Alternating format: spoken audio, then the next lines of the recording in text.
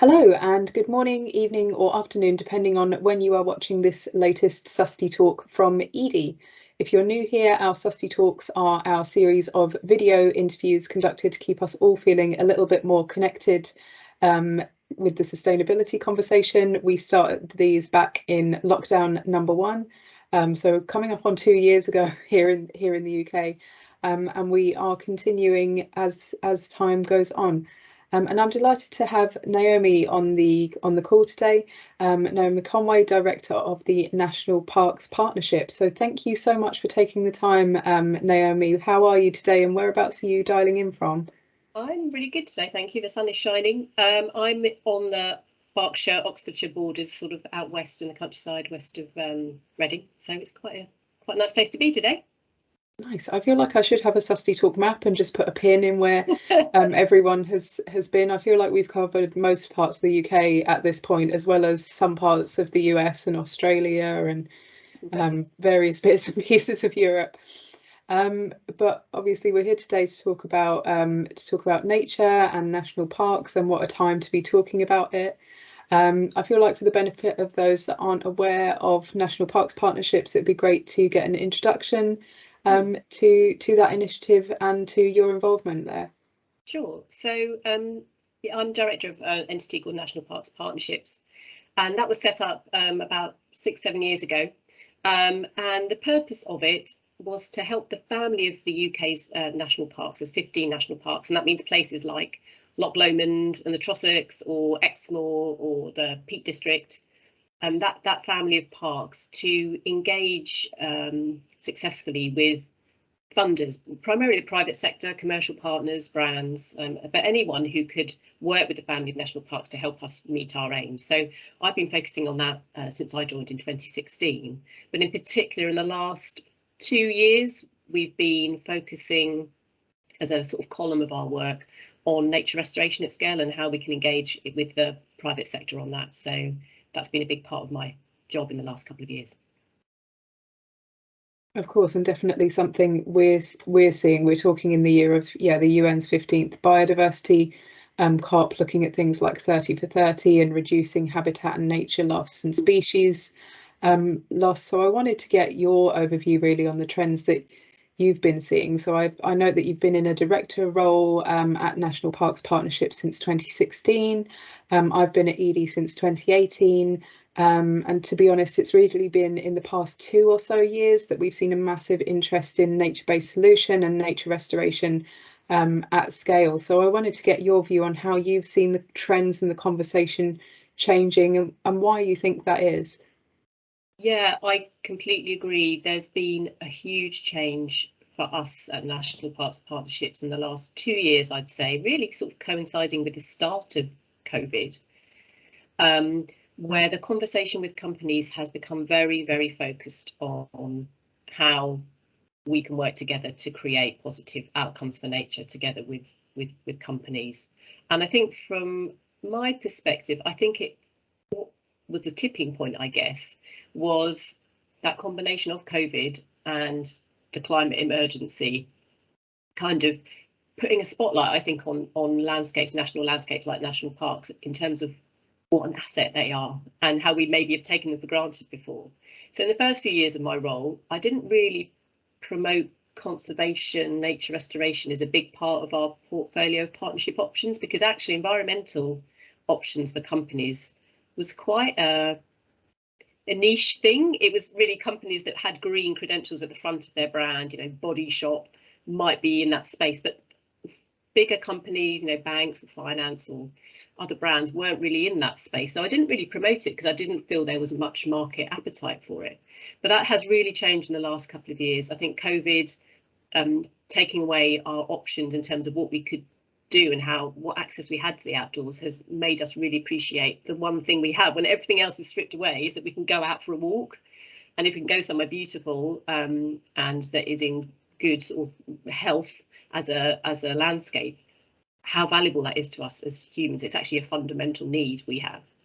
And then that combined with the sort of mainstreaming of the understanding that there is a climate emergency, I think has created this complete change in the conversation that we've had at NPP with companies And I've been actually really encouraged in the last 2 years, the conversations we've had with companies about their really in-depth approach to their sustainability policies, trying to do the right thing in the right way, putting a lot of resource and thought into it, increasing their own skills and understanding in this space, has been something I couldn't have predicted myself. So there's been, a complete change, a complete revaluing of nature and the people who work for nature. And I guess our job at National Parks Partnerships is to try and make the most of that new understanding and turn it into positive action together with companies to help restore nature at scale.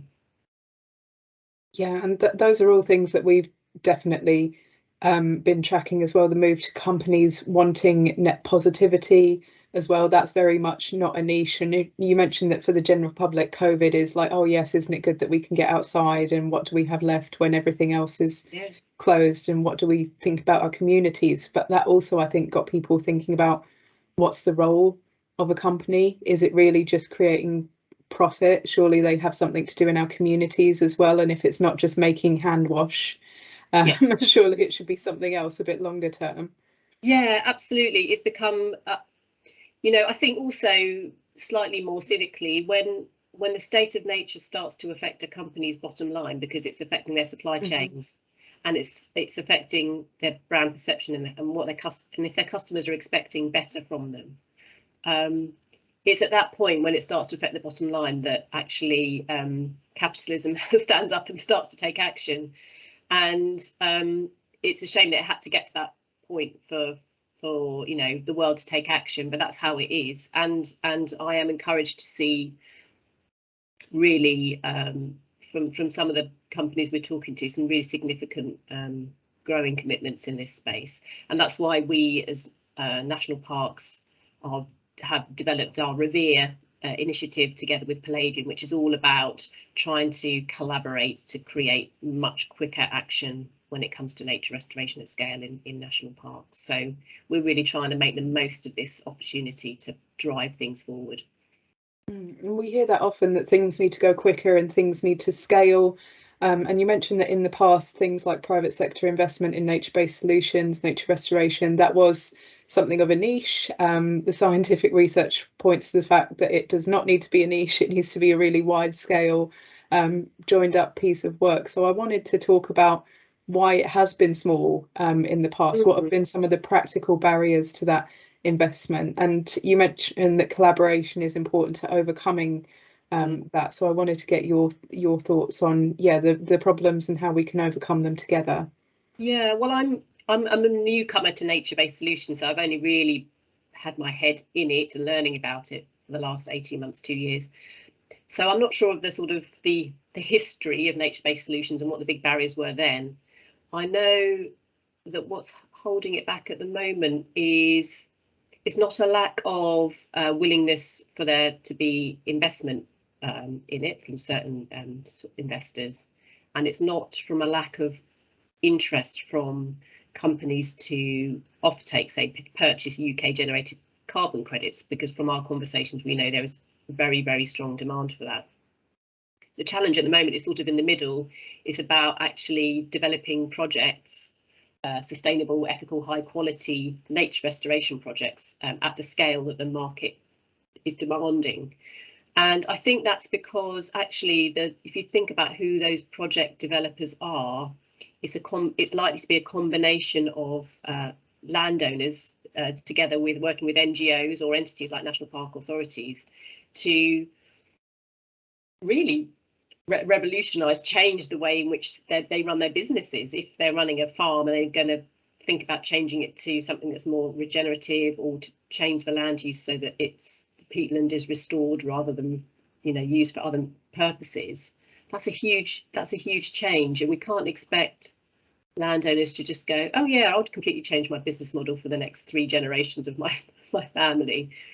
So the knowledge and expertise is there within the NGOs and places like national parks, but there's a lag, I think, amongst understanding and knowledge amongst landowners to sort of go on this journey to change how they use their land.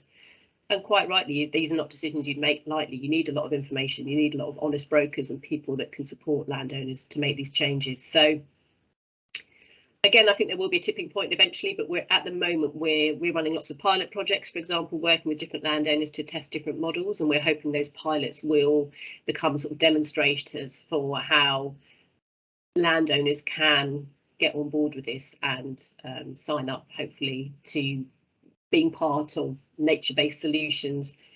And then we can aggregate those projects and meet the demand from investors and from off-takers, and that's when scale comes. So there's no shortcut, sadly, to developing this. It has to be done almost sort of landowner by landowner.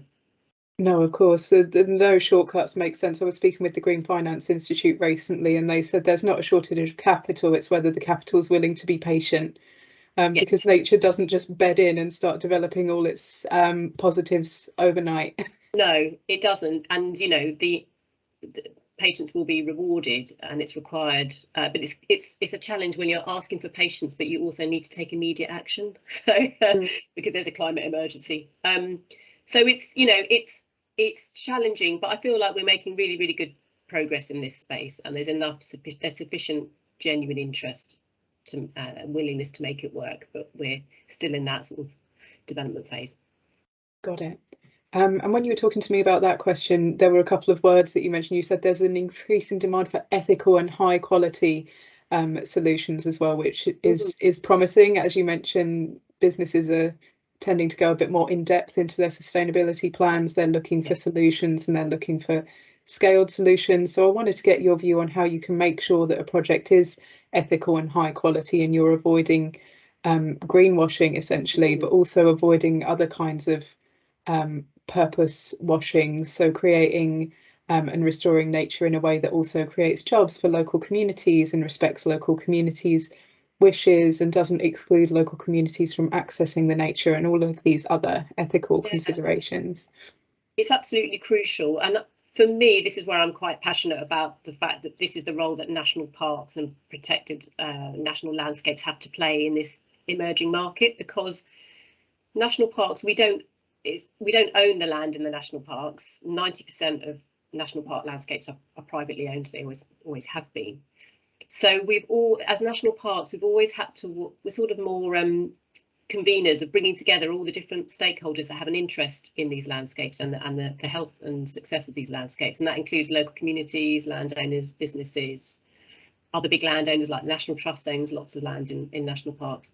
So we're good at taking this balanced viewpoint of all the different needs and interests in the landscape, and I think that puts us in a good position to be co-project developers together with partners, because we are able to take that balanced view of any landscape and not just think just about nature or just about people. We sort of think about all of those things together, and I think that puts us in a good position to develop really well thought through projects, nature restoration projects, because we do take all of those things into consideration.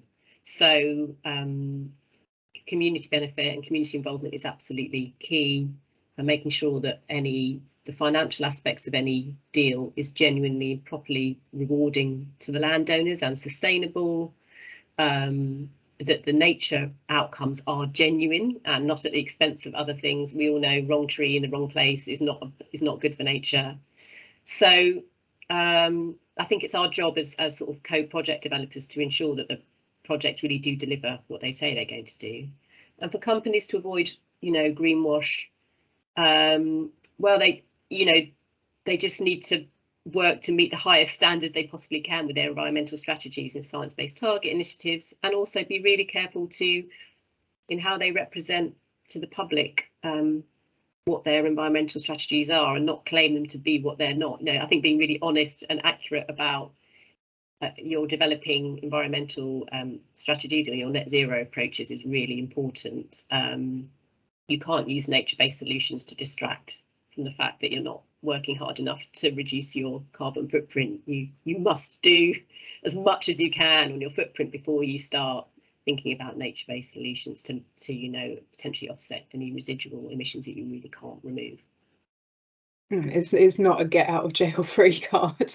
No, but it's, and we have our own ethics charter with the Revere work, so it's something we take really, really seriously, and we don't want to facilitate greenwash at all. And so that's about due diligence from our side and having the ethics charter, but at the same time developing projects that we are confident are genuinely delivering a benefit to people and to nature.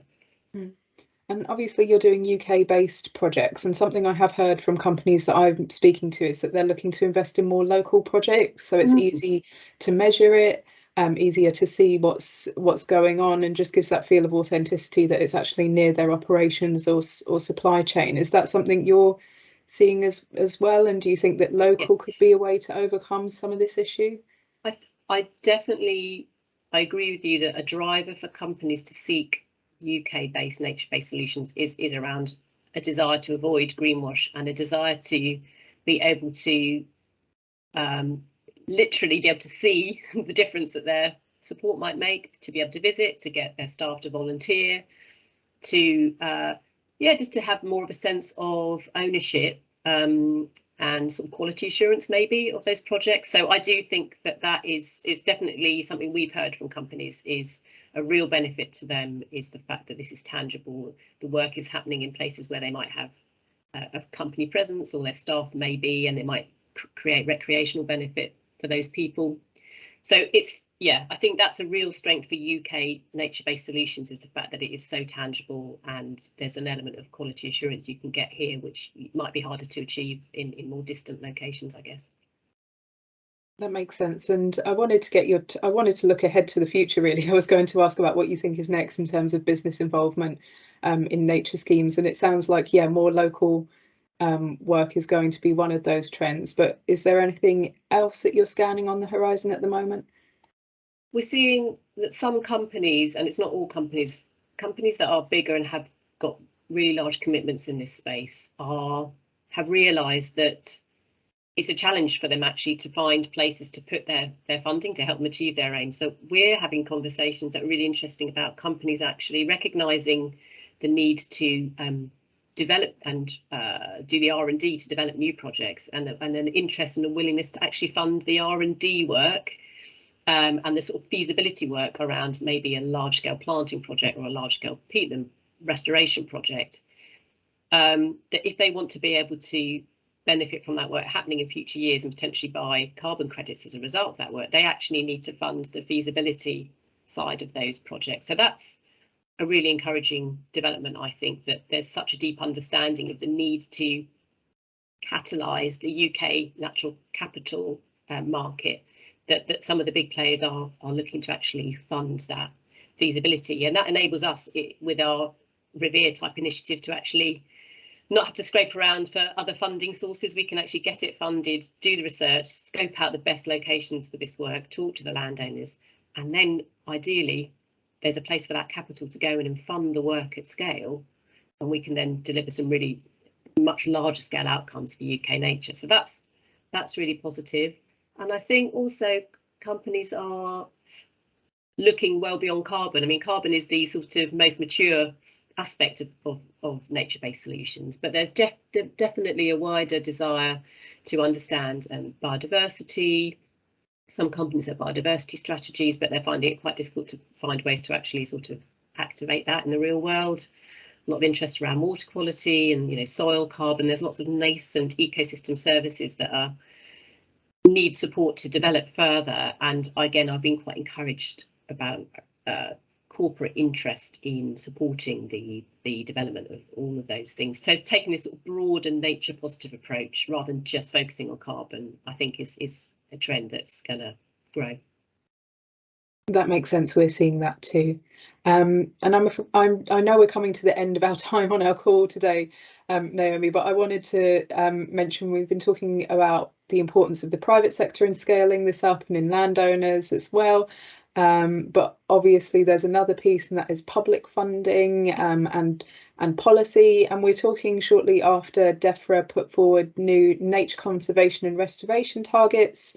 So these are part of the Environment Bill. If they're passed, they'd be legally binding. So I wanted to get your take on those targets maybe, and your thoughts on how policy and public finance needs to fit in with this as well.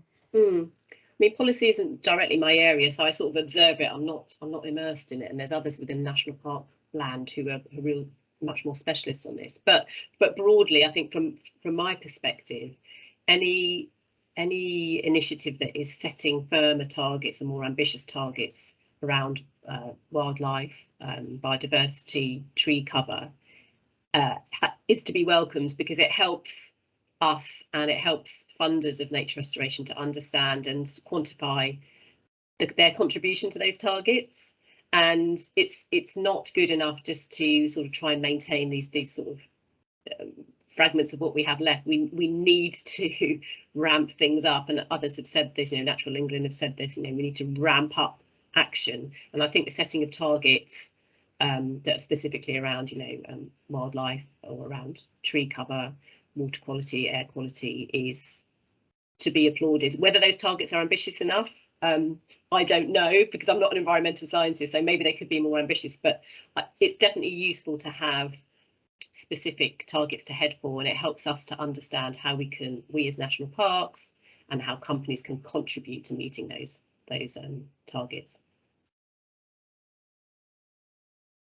Great, thank you, Naomi. And yeah, there are other people out there who have scrutinised these in full, and I'm sure we'll be feeding back into the consultation. So we'll be keeping an eye on those as time goes on, and obviously keep sending us news about your work as well. But for today's Susty Talk, that is all the time we have. So thank you so much for your time, Naomi. Thank you very much, Sarah.